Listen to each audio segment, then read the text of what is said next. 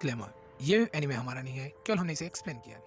तो तो स्वागत है आप लोग अपने चैनल एनोडर पे। आज हम लोग एक्सप्लेन करने वाले हैं इनरेगुलर एडमेजिकल हाई स्कूल का एपिसोड नंबर 21 को। तो उससे पहले इंपॉर्टेंट बात, जो बंदे चैनल पर नए हो चैनल को सब्सक्राइब कर लो भाई। सेकंड चैनल पर वीडियो डाल रहा हूँ, अभी तक इन्होंने चैनल को सब्सक्राइब नहीं किया भाई। आप लोगों को ये एनीमे पसंद आ रहा है तो कम से कम चैनल को सब्सक्राइब कर दो, ताकि आप लोग इसके एक भी एपिसोड को मिस ना कर सको। और यहाँ पे कमाल के इस एपिसोड में सीन है, तो वो सीन आप देखना चाहते हो तो एक चैनल है जिसपे मैंने अपलोड कर दिया, जिसका नाम है लूसीफर टू हेल। आपको डिस्क्रिप्शन में लिंक मिल जाएगा या चैनल का नाम मिल जाएगा, तो आप वहां से भी चैनल पर जा सकते हैं। और वहां के जो सीन है इस एनिमे के एपिसोड के खास करके, तो वो आप जाके वहां पे देख सकते हो। तो चलो बिना टाइम वेस्ट किए हम इस वीडियो को शुरू करते हैं। एपिसोड के स्टार्ट में यहाँ पे दिखाया जाता है ग्रुप के अंदर तैयारी हो रही होती है उनके कंपटीशन के लिए, और वो लोग टेस्टिंग कर रहे होते हैं और उनकी टेस्टिंग सक्सेसफुली हो जाती है, जिसके बाद सभी लोग वो देखकर बिल्कुल शॉक हो गए होते हैं। और यहाँ पे क्या ही आता है, इचिहारा को आकर बताता है कि देखो हम लोग का जो जनरेटर का जो लो टेम्परेचर का प्रॉब्लम था वो सोल्व हो चुका है, हमारा फर्स्ट स्टेप अभी कंप्लीट हो चुका है।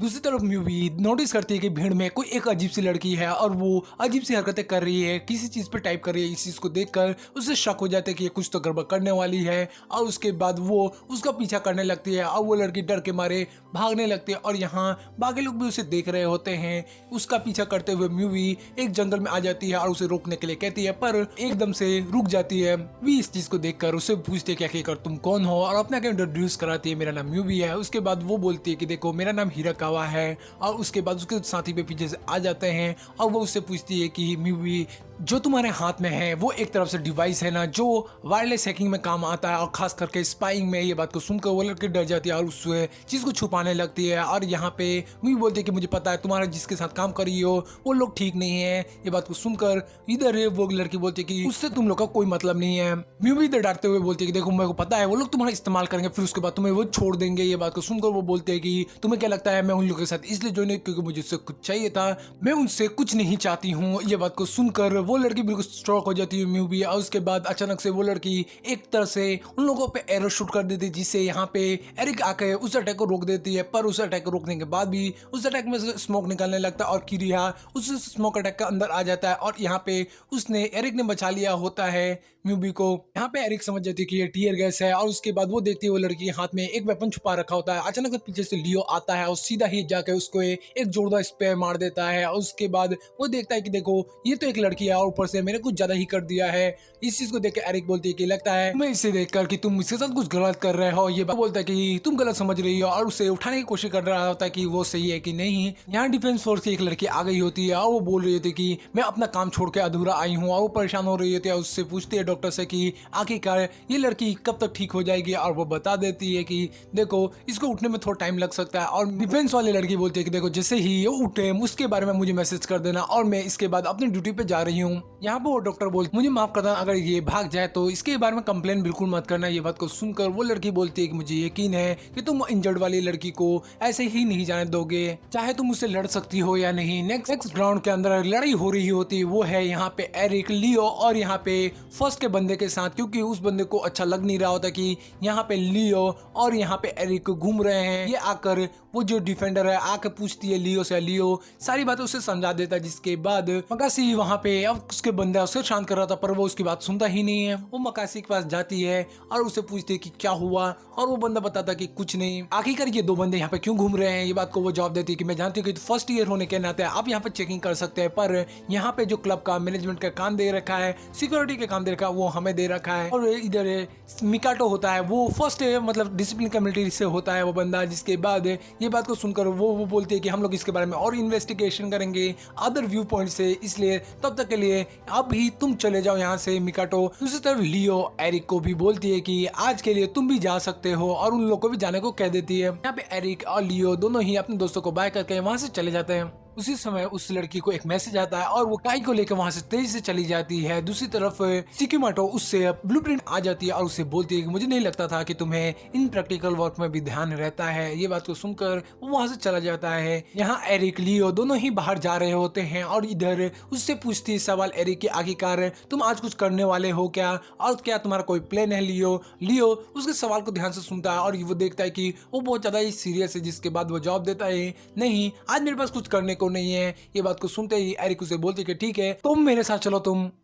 यहाँ पे वो लोग पहुंचते हैं और वो सामने देखते हैं कि उस डॉक्टर ने उस लड़की को रोक रखा है और उसे याद आता है कि इस लड़की को कि इसने तो कुछ और कहा था और उसे रिक्वेस्ट करती है कि उसे बैठा दे और वो डॉक्टर मान जाती है, जिसके बाद उसे बैठा दिया जाता है और वो सवाल पूछने लगते डिफेंस वाली लड़की कि आखिरकार तुम ये सब क्यों कर रही हो, तुम्हें डेटा चुराने की क्या जरूरत पड़ गई है। लड़की समझाती कि देखो मैं ये सब इसलिए कर रही हूँ क्योंकि मैं उसके जो प्रोग्रामिंग को चेंज करना चाहती हूँ, जिसके कारण जो वो बंदा है थोड़ा सा ज़्यादा परेशान हो। और वो लड़की बोलती है कि तुम्हें स्कूल से निकाल दिया जाएगा। इसके बाद वो बोलती है कि मुझे इससे कोई फर्क नहीं पड़ता, मुझे बस इतना फर्क पड़ता कि उस बंदे को थोड़ा सा भी चोट लगे। ये बात को सुनकर वो रोने लगती है और वो उसके बाद यहाँ पे काई आता है और उसे समझाता है कि तुमको हारू की छोटी बहन होना और तुम ब्लेम कर रही हो शिवा को इन सब के लिए। और वो बोलती है कि उसने उससे एरर को नहीं समझा था, इसकी वजह से तुम उसको रिस्पॉन्सिबल मानती हो और ये उसके पीछे हो सकता है। वो बताता है कि जो वहाँ के स्टाफ थे, टेक्निकल स्टाफ है, वो लोग भी इसमें शामिल थे और किसी ने नोटिस नहीं किया। और वो बोलती है कि नहीं,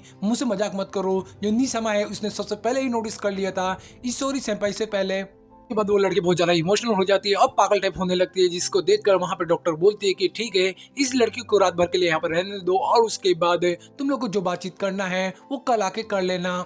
वो दोनों वहां से चले जाते हैं। नेक्स्ट सीन में लियो वो यहाँ पे बैठा होता है कार के अंदर और उसके साथ क्रिया होती है जो उसे पूछती है कि मुझे नहीं लगता कि इतना आसान होगा ये सब चीज। और यहाँ लियो पूछता है कि क्या, और वो बताती है कि ये सब चीज अभी खत्म नहीं है जैसे कि उस बंदे ने बोला। ये उससे बोलता है कि क्या हम लोग इन्वेस्टिगेट करने जा रहे हैं। और यहाँ पे एरिक बोलती है नहीं, ये सब काम है उन्हीं के ऊपर छोड़ दो, ये सब काम वो संभाल लेगा, पर हमारा काम है गार्ड करना और हम लोग का काम है डिफेंस और ऑफेंस का रखना, पर हम लोग इसमें भी लैकिंग कर रहे हैं और इसे भी अच्छे से नहीं कर पा रहे हैं। और लियो तुम्हें काफी खास पोटेंशियल है, जैसे कि किरिहा और हिटोरियो की तरह तुम्हें में अंदर ताकत है, पर तुम उसे बाहर नहीं निकाल पा रहे हो। ये बात को सुनकर लियो बोलता है कि क्या अभी मेरे करंट की एबिलिटी कम है। और वो बोलते हैं कि हाँ, तुम्हें एक ही चीज कम पड़ती है, तुम किसी को जान से नहीं होते हो। लियो उससे पूछता है कि तुमने किसी को मारा है और वो बोलती है हाँ। और उसके बाद लियो बोलता है कि मैं इसे करने को तैयार हूँ, पर मेरे पास कोई भी मारने का कोई टेक्निक नहीं है किसी को। इस बात को सुनकर वो बोलती है कि देखो, हम लोग हमेशा ही किसी को मारने की जरूरत ना पड़े, पर हो सकता है कभी इसका यूज करना पड़ सकता है, पर क्या तुम लियो सच में इस चीज को कर पाओगे। ये बात को सुनकर लियो बोलता है कि क्या मजाक वाले क्वेश्चन तुम पूछ रही हो। दूसरी तरफ उनकी कार पहुंच जाती है जहां उन्हें पहुंचना होता है। हाँ, एरिक उसे बोलती है कि लियो मैं तुम्हें वो स्किल सिखाऊंगा जो तुम्हारे लिए बिल्कुल परफेक्ट है, स्वॉर्ड स्किल उसाबा। यहाँ उन्हीं को बात पता चल जाता है और यहाँ पे वो लड़की बोल रही होती है कि देखो, मुझे पता है कि रॉन्ग आइडिया से इतना लोग गुस्सा नहीं होते हैं। और यहाँ पे सिबाटा बताती है कि वो उसका भाई था, वो अपने भाई से प्यार करती थी, इसकी वजह से उसने ये सब किया है। और ओनी यहाँ उन लोग को बोलता है कि तुम लोग इस मामले को रहने दो और ज्यादा खींचो मत और उस पर ज्यादा परेशान मत करो। यहाँ वो लड़की बोलती है देखो, तुम्हें पता है ना वो तुम पे अटैक की थी। और ओनी बोलता है कोई बात नहीं, उसे जाने दो। और यहाँ पे ये बात को सुनकर वो सोचती है कि ओनी कितना काइंड है, वो इस बात को ऐसे ही जाने दे रहा है क्योंकि उस लड़की को कोई प्रॉब्लम ना हो।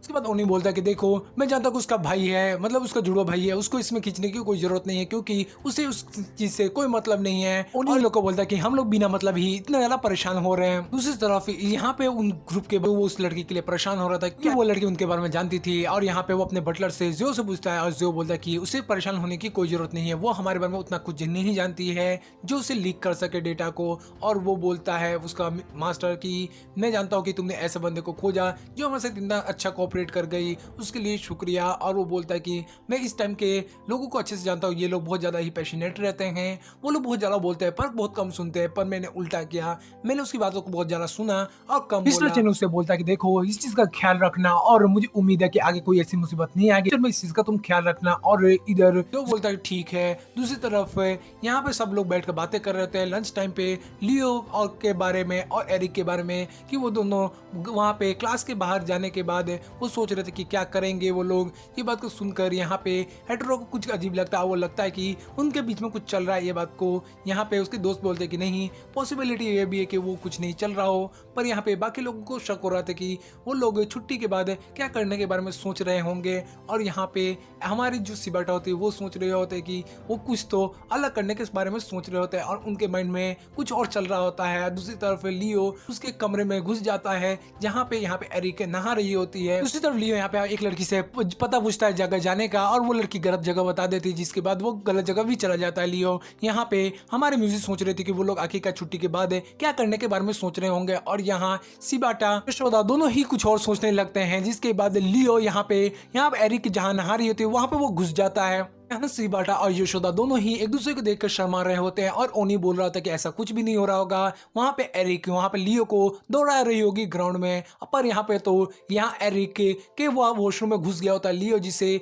वो देखकर शर्मा रहा होता है और उसके कपड़े गिर जाते हैं, जिसके बाद लियो पीछे मुड़ जाता है और उसे देख रहा होता है। तभी यहाँ वो गुस्से में एरिक बोलती है कि तुम इस गेट को जल्द से जल्द बंद करो, और वो खुद के कपड़े को संभालने लगती है। गुस्से में बोलती है कि ठरकी कहीं के। दूसरे सीन में दिखाया जाता है यहाँ पे लियो को एक थप्पड़ पड़ चुका होता है और वो प्रैक्टिस कर रहा होता है, जिसके बाद वहाँ पे एरिक उसे मारती है जब वो गलती करता है, और इधर वो गुस्सा हो रहा था क्योंकि उसे बार बार मारा जा रहा होता है। और वो बोलता है कि तुम्हें क्यों ऐसा लगता है कि मैं मार खाने के बाद ही सीखता हूँ। और उसके बाद वो बोलती है कि ठीक है चलो एक ब्रेक ले लो, और उसके पास आती है पीने के लिए कुछ देती है। और उसके बाद वो बोलती है कि तुमने भी तो वो कंपटीशन के अंदर शील्ड का इस्तेमाल किया था और उसे कॉन्ट्रैक्ट मतलब हार्ड कर दिया था आराम से। पर वो बोलता है कि मैंने वो सब उन्हीं के स्पेल की मदद से किया था। और यहाँ पे वो बोलती है कि एरिक तो जाओ उन्हीं से मदद ले लो। और वो बोलता है बिल्कुल भी नहीं, मैं इसे खुद से करना चाहूँगा और मैं खुद इसे सीखूंगा। और वो अपने बड़े पास में कपड़े को वो हार्ड कर लेता है और अपनी प्रैक्टिस स्टार्ट कर देता है। इस चीज़ को यहाँ पे एरिक देख रही होती है। यहाँ ओनी और बाकी लोग अपने जो एक्सपेरिमेंट है उसे कर रहे होते हैं। और यहाँ दूसरी तरफ प्रैक्टिस ग्राउंड में दिखाया जा रहा होता है कि जहाँ पे जुमानजी जा रहा होता है और यहाँ पे उस पे एक बंदा प्रैक्टिस के लिए अटैक करता है, और पर वहाँ जुमानजी उसे अपने मैजिक का इस्तेमाल करके एक झटके में ही उड़ा फेंकता है।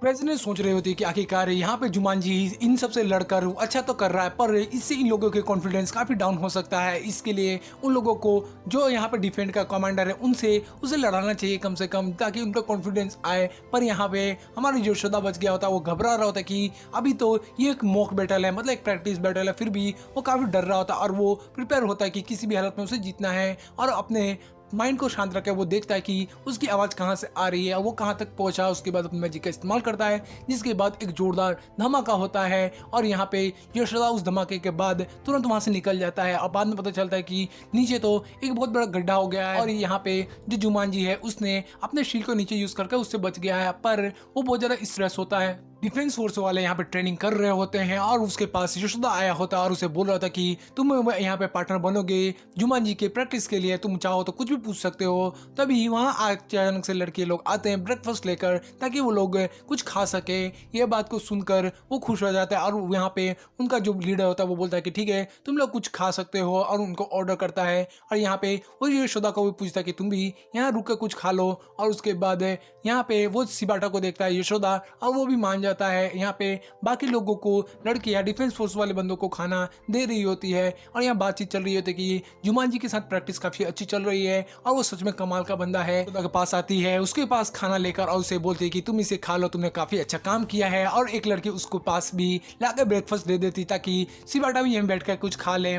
बैठकर चाय पी रहे होते हैं, और उसके बाद ही वो बोलती है सिबाटा कि तुम्हारी वो खाली कप को मैं भर दूं। और उसके जैसे भरने जाती है तो उसका हाथ टच हो जाता है, जिसके बाद वो शर्माने लगती है। और यहाँ पे यशोदा खाली कप को पीने की कोशिश कर रहा होता है। इस सारे सीन को उनका मोमेंट को देख रहे होते हैं बाकी लोग, गुस्सा कर रहे होते हैं लड़के कि आखिरकार ये क्या चल रहा है। उसके बाद वो एक दूसरे को देखकर शर्मा ही रहे होते हैं। और यहाँ पे सिबाटा उठकर चलने की कोशिश करती है, पर बैठने की वजह से उसके पाँव लड़खड़ाने लगते हैं। जिसके बाद जैसे ही आगे बढ़ती है वो गिरने लगती है। तभी यशोदा उसकी जाके मदद करता है। यशोदा ने उसे पकड़ लिया होता पर गलती से उसे किसी और चीज को पकड़ लेता है, जिसके बाद वो बहुत ज्यादा ही शर्माने लगता है। और यहाँ पे सिबाटा भी काफी ज्यादा घबरा जाती है और डर के मारे तेजी से बीचों बीच आ जाती है और बैठ जाती है और लोगों को देखकर शर्माने लगती है और वापिस खुद संभालती है। तभी वो एक अलग तरीके से गिर जाती है, जिसके बाद बाकी लोग नजारे को मजे उठा रहे होते हैं।